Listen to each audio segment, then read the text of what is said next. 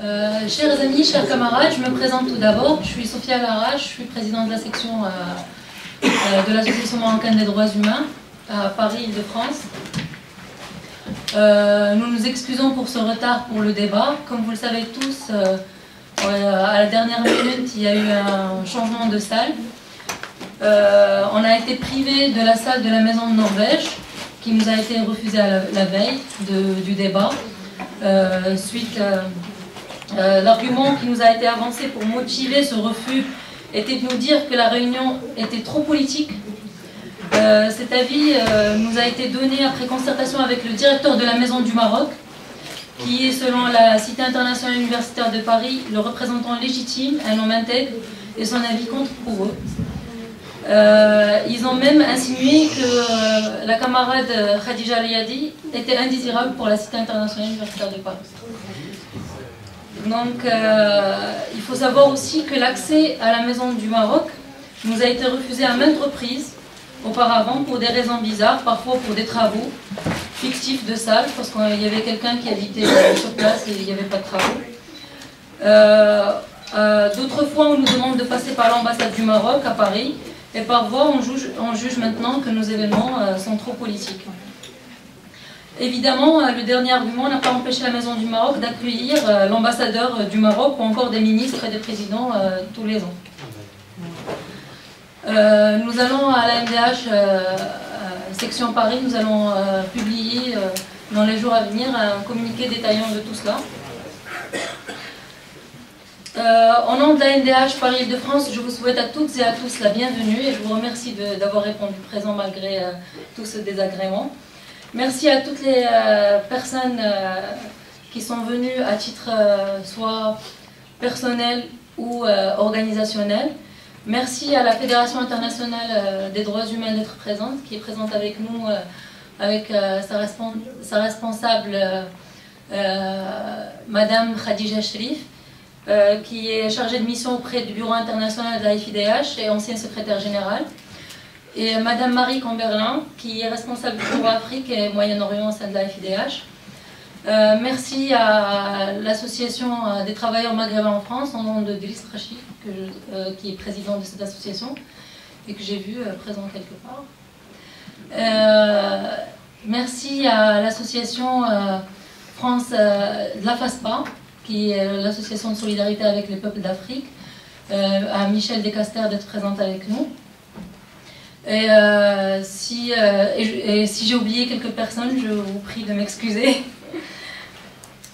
C'est avec un immense plaisir que nous accueillons aujourd'hui à cette rencontre avec nous une militante de grand calibre comme la camarade Madame Khadija Aliadi.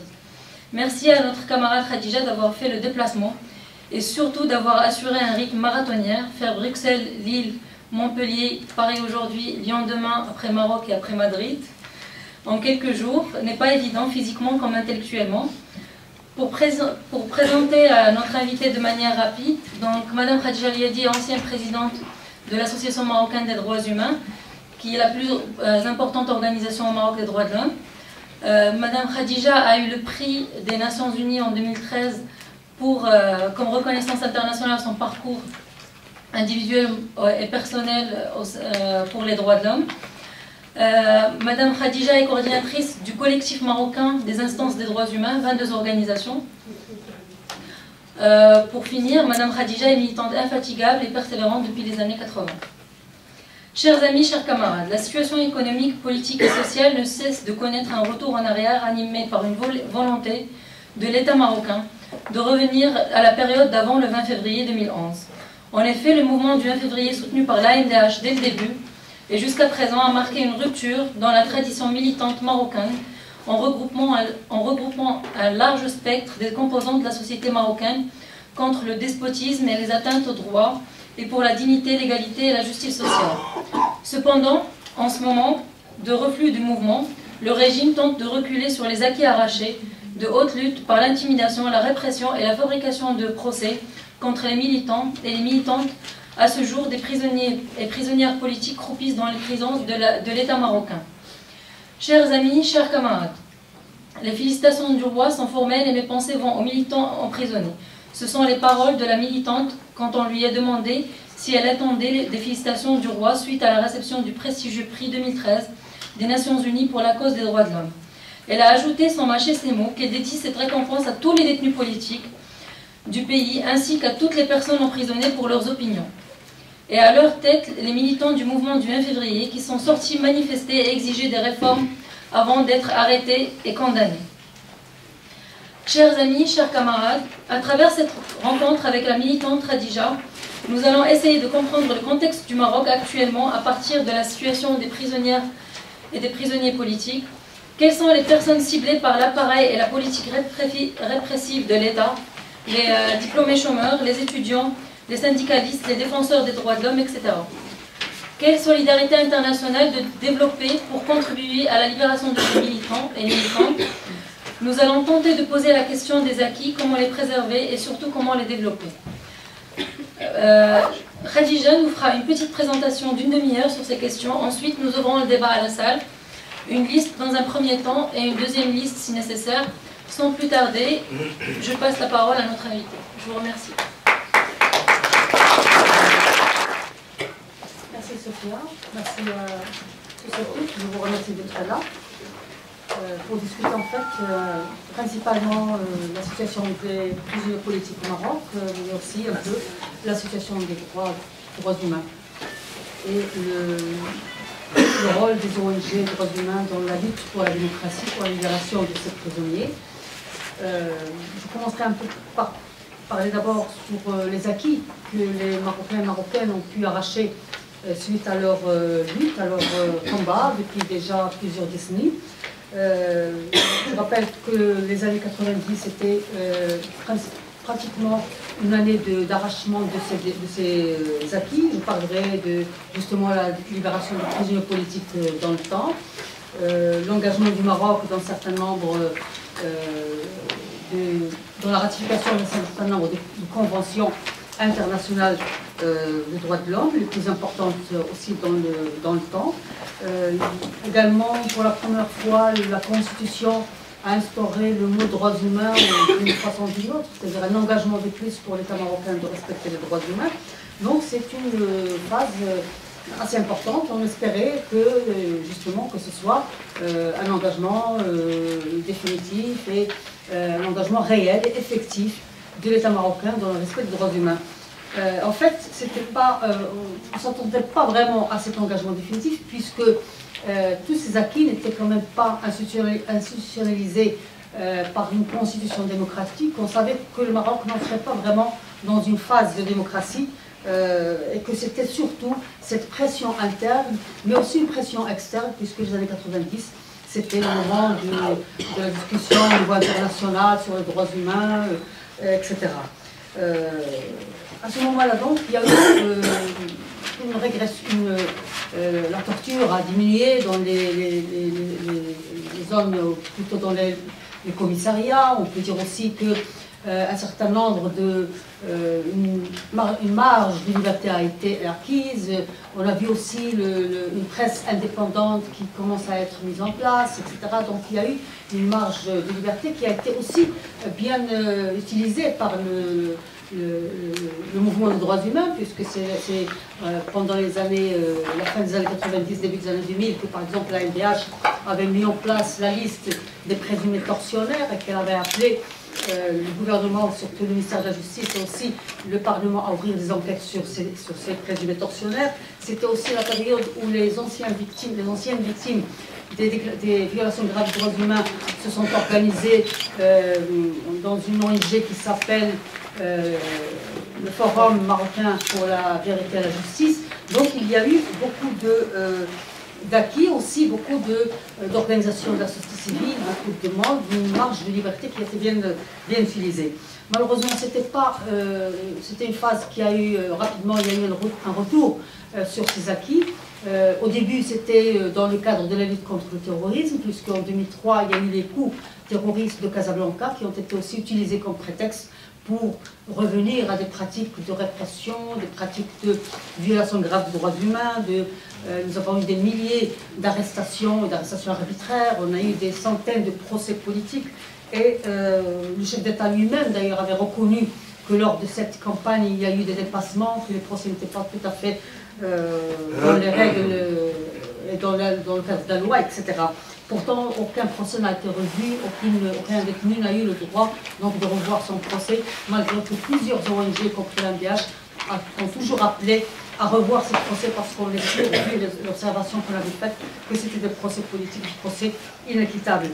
Alors, donc, une fois la situation dégradée, bien sûr, ce n'est plus seulement que les islamistes qui étaient la cible de cette répression. Par la suite, elle s'est généralisée, c'est les arrestations donc, et les procès politiques ont touché aussi plusieurs catégories sociales, les professionnels, les différents groupes militants, les journalistes par exemple, c'est la répression qui a touché cette presse indépendante parce qu'elle a essayé de jouer son rôle, de dénoncer les violations et les dépassements, de demander, ils ont fait des investigations. C'était une presse donc, qui voulait jouer son rôle de presse indépendante. Donc elle était aussi victime et cible de cette répression. Par la suite, c'est les défenseurs de droits humains, plusieurs membres de la MDH ont été arrêtés, mis en prison, jugés, etc. Les étudiants activistes de l'UNEM ont aussi été victimes de cette répression, jusqu'à maintenant d'ailleurs. C'était aussi une période de protestation populaire dans différentes régions du Maroc, donc ces protestations populaires qui ont été déclenchées suite à une augmentation, si on peut dire, ou une instauration d'un mouvement social très important au Maroc. Donc les protestations sociales sont aussi cibles d'agressions policières, de violences policières, et par la suite donc, des arrestations. On retrouve de nouveau des jeunes et des moins jeunes aussi en prison et jugés. Donc c'est une répression qui commence vraiment à être comme une tache d'huile pour tout le monde. Également, les activistes sahraouis, c'est une des catégories des prisonniers politiques. Depuis les événements de l'Ayoun, et puis aussi 2005, et les autres événements qui ont eu lieu, et par la suite, bien sûr, ce qui s'est passé avec Gdimizik, et que les 24 prisonniers de Gdimizik. Et d'autres, bien sûr, il n'y a pas que les Sahraouis, il n'y a pas que Gdimizik, il y a plusieurs autres activistes qui sont arrêtés et jugés et mis en prison dans différentes régions du Maroc.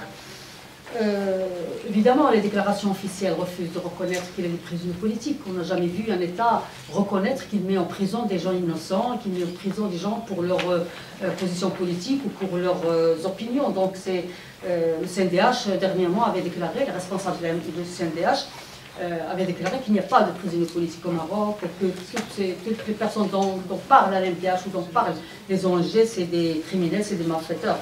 Donc on se rappelle que Hassan de non plus a toujours dit, rappelons-le, qu'il n'y a pas de Tasman, qu'il n'y a pas de Qais Mekuna, qu'il n'y a pas, donc il a toujours nié tout le centre qui, par la suite, on a vu les horreurs qui se sont passées au sein de ces centres de détention clandestine. Donc, suite donc, à cette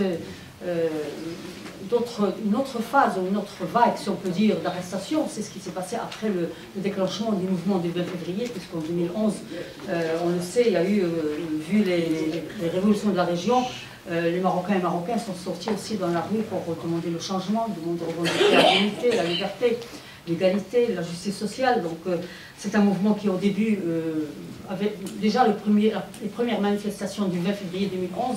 Il y a eu des arrestations, il y a eu des personnes qui ont même été tuées sous la torture. On a vu la vidéo de Karim Cheikh Asfro, comment les policiers tabassaient ce jeune jusqu'à la mort. D'ailleurs, en toute impunité, jusqu'à maintenant, il n'y a jamais eu d'enquête sur la mort de ce jeune. Il y a aussi les 5 de Husseina qui ont été assassinés dans la banque. Jusqu'à maintenant, on ne sait pas dans quelles conditions ça s'est passé. D'autres aussi, comme Al-Ammari, à Asfi, il y a un rapport d'ONG qui ont fait une enquête sur place, qui ont bien démontré que sa mort est due à la violence policière qu'il a subie quelques jours avant. Le CNDH avait fait un rapport, mais il ne veut jamais le publier. On a toujours demandé le rapport du CNDH, du Conseil national des droits de l'homme. On veut voir le rapport, mais il n'a jamais été publié. Chaque fois, c'est des raisons différentes, soit que la question est en cours devant la justice, soit que c'est un rapport qui n'est pas professionnel, soit à chaque fois il nous avance une raison, mais en tout cas c'est un rapport qui n'a jamais été publié. Plusieurs prisonniers politiques ont été libérés aussi suite au mouvement du 20 février.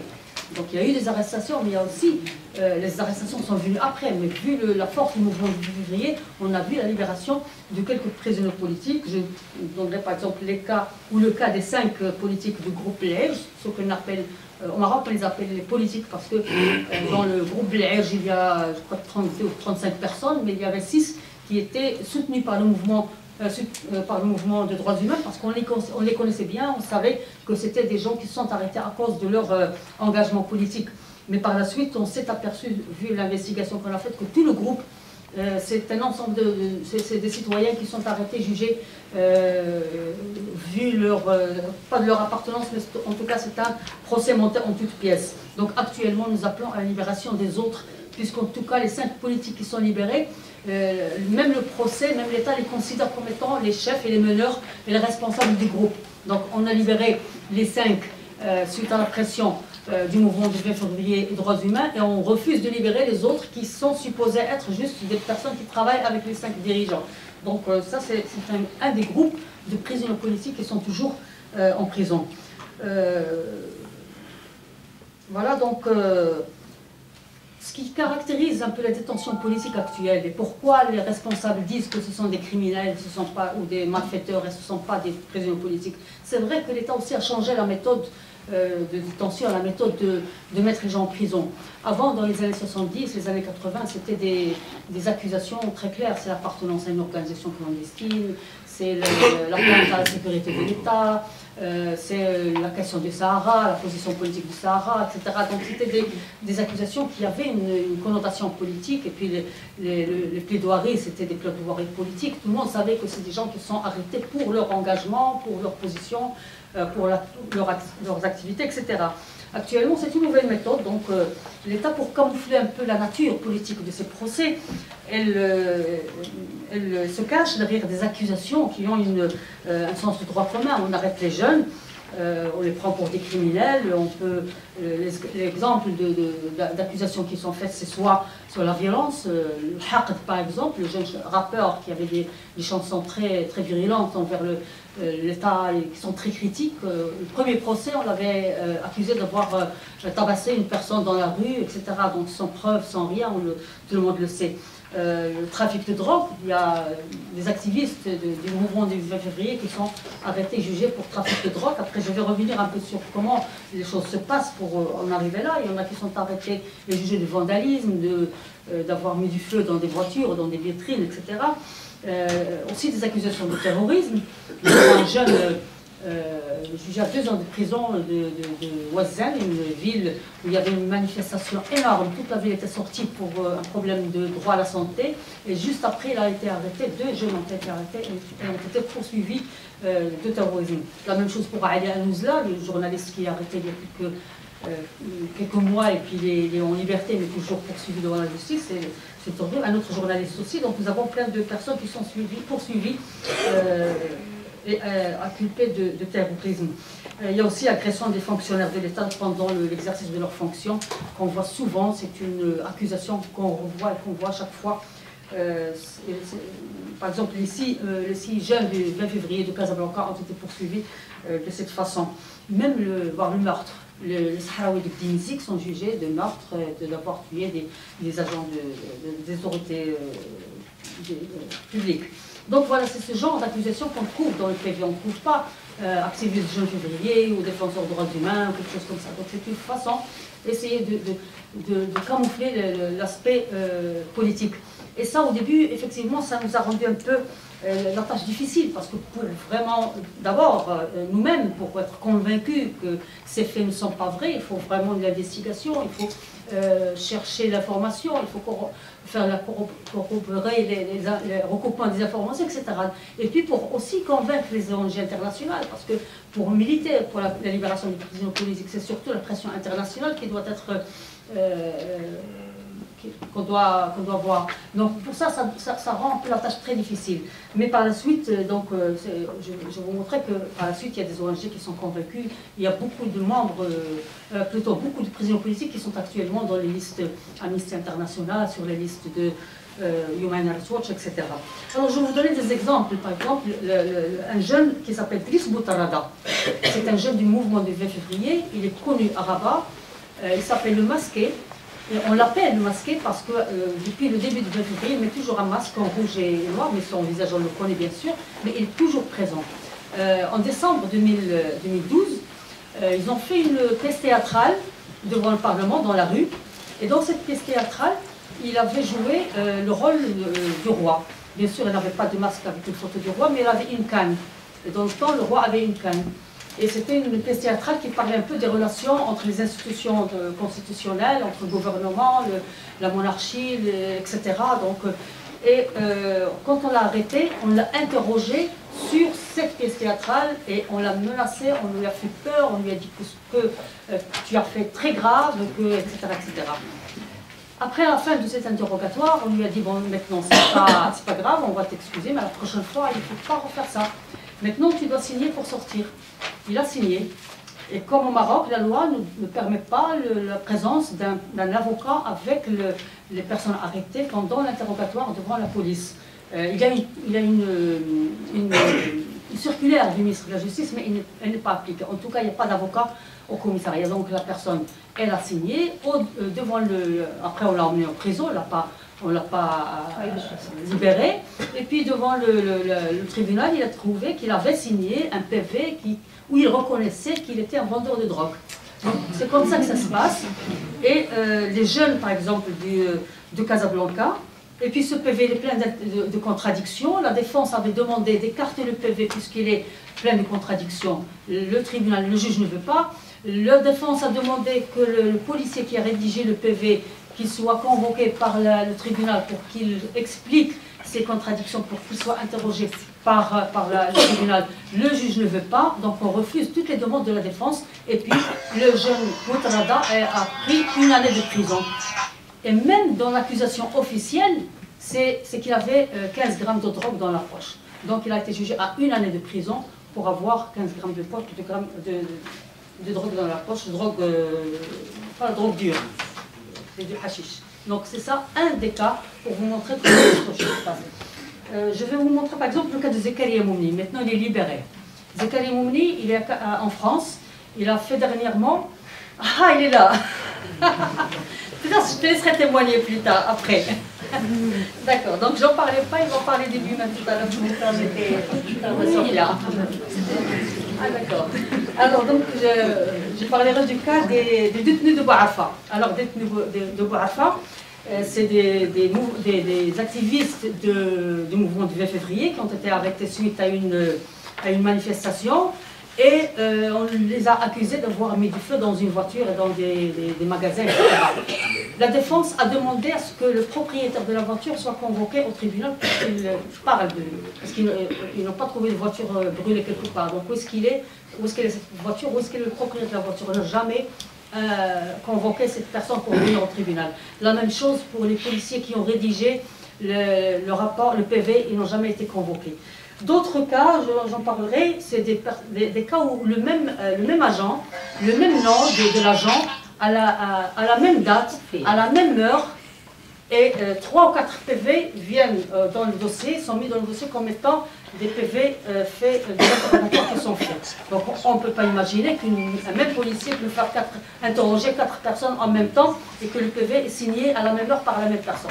Donc c'est des PV fait en toutes pièces qu'on ne peut pas utiliser par le tribunal. Si c'était une justice indépendante, elle aurait écarté ses PV, elle aurait fait sa propre enquête pour voir si vraiment ces faits sont réels ou pas. Donc les Sahraouis du Gdimizi, la même chose, ils sont accusés de meurtre, il n'y a pas eu d'autopsie, il n'y a pas eu de test ADN, il n'y a pas eu d'identification des victimes, et puis on juge les gens qui ont tué, il y en a qui sont jugés à perpétuité, à 20 ans de prison, etc.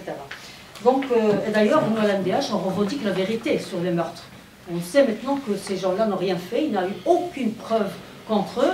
Puis à la fin du procès, on leur a passé des photos comme, avec des réunions qui présentent des réunions qu'ils ont faites avec les responsables du Polisario. Donc ce n'est plus une question de meurtre, c'est une question de réunion avec des responsables du Polisario. Donc il y a plein de rapports qui sont faits par des organismes internationaux, par Amnesty, par d'autres ONG qui qui montrent bien que c'est un procès inéquitable, qu'il n'y a pas eu de preuves contre ces gens. Donc tout ça, c'est pour montrer un peu comment ça se passe actuellement, la détention politique, parce que c'est vrai, quand on voit les PV, on se dit non, ces gens-là, c'est des criminels, c'est des délinquants. Alors donc, comme j'ai dit au début, on avait beaucoup de difficultés à prouver la nature politique des procès, mais nous on était convaincus que c'est des procès politiques, parce que toutes les personnes sont interrogées sur leur activité, sur leurs relations, sur le mouvement du 20 février, etc. Elles ne sont jamais interrogées sur les choses qui leur sont reprochées. Finalement, donc, on peut voir le rapport de Human Rights Watch comme source très importante sur les procès inéquitables. Il a été présenté, je crois, il y a plus d'une année. Il a pris des exemples, d'ailleurs l'exemple de Zakaria El Moumni, il a pris l'exemple des détenus de Bouafa, l'exemple des 6 activistes du mouvement du 9 février à Casablanca, et d'autres cas qui démontrent bien que c'est des procès inéquitables, c'est des procès politiques, et ça prouve que la justice marocaine est instrumentalisée comme avant, comme pendant les années de plomb, pour blanchir les violations des droits humains, pour blanchir les abus de l'administration et de la police. Donc je parlerai aussi du cas de Hamza Haddi et Rabi' Houmanzine et Mouad Khalloufi, qui sont aussi des activistes du mouvement du 20 février. Hamza Haddi avait déjà passé, je crois, quelques mois de prison et est sorti. Ils ont été arrêtés de nouveau. Maintenant, ils sont en liberté provisoire, mais ils sont poursuivis. Ils sont accusés d'avoir tabassé un policier dans le couloir de l'hôpital, où la mère d'un des 3 était à l'hôpital parce que justement elle a été agressée au sein du commissariat, parce qu'elle-même est une activiste du 20 février. Alors la défense a demandé de voir les films, parce que le couloir, il est filmé, il y a une caméra de sécurité. Alors on a répondu que ce jour-là, exactement, la caméra ne marchait pas. Voilà, donc on n'a pas pu voir la caméra pour voir est-ce que vraiment il y a eu cette agression ou pas. Bon, donc les luttes des prisonniers politiques, comme avant, comme pendant les années de plomb, il y a plein de luttes des prisonniers politiques, il y a plein de grèves de la faim, d'ailleurs il n'y a pas longtemps. Je crois qu'il y en a aussi encore les étudiants de l'UNEM, les activistes de l'Union nationale des étudiants du Maroc qui sont en grève. Donc il y en a qui demandent un procès, parce qu'il y en a qui sont mis en prison, qui ne sont pas jugés. Je rappelle que les Sahraouis de Gdimizi, ils ont passé, je crois, presque 2 ans. 27 mois, donc plus de 2 ans, avant d'être jugés. La même chose pour plusieurs autres prisonniers. Donc il y a des étudiants qui demandent à être jugés, ils sont en prison sans jugement. Il y en a d'autres qui demandent des enquêtes sur les tortures qu'ils ont subies. Tous ces prisonniers-là ont protesté, ont déclaré qu'ils ont été torturés. La majorité, pas tous, mais la majorité ont déclaré qu'ils ont été torturés, mais aucune enquête ne se fait. C'est très rare que des enquêtes soient faites sur les allégations de torture. Voilà, les islamistes, les étudiants demandent un statut de prisonnier politique, les islamistes demandent l'arrêt des tortures, parce que dans les années de plomb, les tortures s'arrêtaient quand on est en prison. Quand les prisonniers politiques sont arrêtés, ils passent 6 mois, 1 année ou plus dans les commissariats, dans les centres clandestins d'arrestation, ils sont torturés, sauvagement torturés, c'est très long, c'est beaucoup plus long que maintenant. Maintenant, c'est vrai qu'ils passent juste quelques jours, mais ce qui est nouveau, c'est qu'actuellement, même en prison, ils continuent à être torturés. Il y a des prisonniers qui continuent à être torturés dans les prisons, et les islamistes sont principalement victimes de torture, même au sein des prisons. C'est une façon de les avilir, de les abaisser, de se venger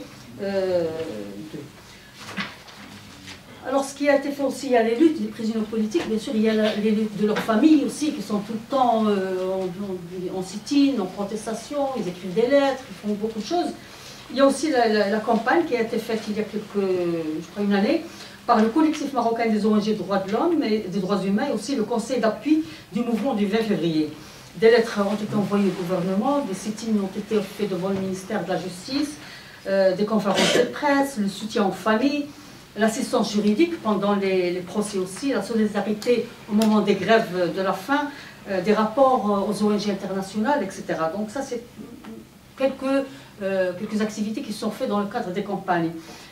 Aussi, je voudrais dire que la Charte nationale des droits humains qui est signée par le collectif, c'est-à-dire les 21 ONG plus Amnesty qui les soutient, ont été admis parmi les choses les plus prioritaires actuellement, c'est la lutte pour la libération des prisonniers politiques. Tout le monde est conscient maintenant que c'est quelque chose de très prioritaire. On ne peut pas continuer à faire des activités de temps à autre, mais il faut vraiment une campagne.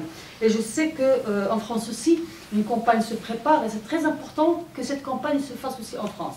Parce que nous avons vraiment intérêt tous, en tant que défenseurs des droits humains, qu'on soit des Marocains ou des Français, ou dans d'autres pays européens, on a tous intérêt à s'organiser de nouveau, comme on était organisé pendant les années de plan, lorsqu'il y avait un vrai soutien des Marocains qui vivaient exilés, qui étaient exilés dans le temps au Maroc, mais aussi des démocrates français. Je rappelle l'expérience que tout le monde connaît du comité de lutte contre la répression au Maroc, qui avait fait un travail très important pour soutenir les prisonniers politiques. Donc c'est ce genre de travail qu'on doit bâtir. Je crois que la campagne qui se prépare par l'ASDOM, d'autres ONG, la MDH aussi, etc. Donc certainement ça va être une des activités qui pourraient avoir vraiment de l'impact sur la situation des prisonniers politiques. On doit vraiment mettre donc en place cette stratégie de lutte pour la liberté de ces prisonniers. Mais on doit aussi augmenter le rythme de l'action, parce qu'on le reconnaît, même au Maroc, on reconnaît que le rythme sur lequel on travaille pour la liberté des prisonniers politiques n'est pas suffisant. Il faut qu'on fasse beaucoup plus. Bien sûr, il est évidemment inutile de rappeler que ce retour vers la répression, vers la détention politique ne vient pas tout seul. Il y a aussi avec tous les problèmes de torture, car la majorité, comme j'ai dit, de ces prisonniers politiques ont aussi été victimes de torture, la violence policière contre les différents groupes de manifestants, des dizaines de personnes suivies en liberté provisoire, parce qu'il n'y a pas seulement que ceux qui sont libérés, il y a beaucoup d'autres personnes qui sont arrêtés, ils sont relâchés 48 heures après, mais ils sont poursuivis en liberté provisoire. Je crois qu'il y a au moins à Rabat plus d'une trentaine de personnes, y compris, je crois, 24 ou 25 professeurs qui sont en grève depuis plusieurs semaines à Rabat, qui sont venus de plusieurs villes, et 4000 ou un peu plus de 4000 qui sont en grève, et chaque fois qu'ils font des manifestations, ils sont tabassés, il y en a qui sont arrêtés et qui passent au commissariat 24 heures ou 48 heures, et puis ils sont relâchés et poursuivis. Ils sont toujours en procès, en plus des jeunes chômeurs du diplôme qui sont aussi victimes de ce genre d'atteinte de droit. Il y a également l'atteinte à la liberté d'association, puisque plusieurs ONG, en particulier les ONG Sahraouis en général, et aussi d'autres ONG, y compris des sections de l'MDH, des sections de la Ligue marocaine de défense des droits de l'homme, d'autres ONG comme Attaque Maroc, qui n'ont pas encore le récépissé. Donc c'est une atteinte flagrante au droit marocain, à la loi marocaine, qui est une loi déclarative et non pas une loi qui demande une autorisation. C'est-à-dire il suffit de déposer le dossier, on a le droit d'exercer comme association, mais cette loi ne se respecte pas. Voilà, donc je rappellerai aussi qu'il y a l'atteinte à la liberté de culte, parce que c'est très important. Nous avons une personne qui est actuellement en jugement, je ne sais pas s'il est déjà jugé les derniers jours, pour avoir, c'est-à-dire adopté ou s'est converti au christianisme. Il est jugé pour cette raison-là. Donc c'est une atteinte à une des libertés privées ou individuelles les plus importantes, c'est la liberté de culte. Et il y a beaucoup de personnes qui se cachent, qui n'ont pas le courage d'annoncer leur croyance à ce niveau-là. Donc je rappelle que le Conseil de Ulama, qui est maintenant une institution constitutionnelle, avait déclaré dans un communiqué en 2013, vers je crois janvier ou février 2013, que toute personne, que la sanction à l'apostasie, c'est-à-dire qu'on doit tuer un apostat. Un apostat. Donc ça c'est une institution constitutionnelle qui déclare par écrit une chose pareille. Donc c'est une attaque flagrante au droit, à la liberté de culte et une des libertés les plus importantes. Donc je m'arrête là pour après s'il y a des questions, s'il y a des choses à discuter. Donc je vous remercie.